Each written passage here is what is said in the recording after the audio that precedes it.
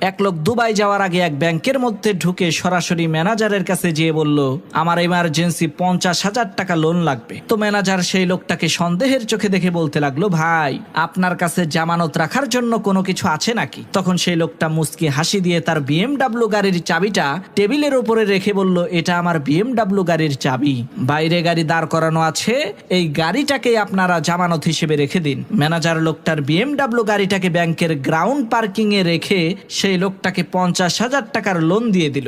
2 সপ্তাহ পর ওই লোকটা দুবাই থেকে ফিরে এসে ব্যাংকে যেয়ে বলল, আমার লোন ক্লিয়ার করে আমার গাড়িটা ফেরত দেন। তখন ম্যানেজার বলল, 50,000 টাকা আসল আর 700 টাকা সুদ, মোট 50,700 টাকা দিতে হবে। ম্যানেজারের এই কথা শুনে সেই লোকটা সাথে সাথে 50,700 টাকা দিয়ে গাড়ির চাবিটা নিয়ে হাঁটা ধরল। লোকটার এই কাণ্ড দেখে সেই ব্যাংকের ম্যানেজার বলল, ভাই আমরা খোঁজ খবর নিয়ে দেখেছি আপনি কোটি কোটি টাকার মালিক,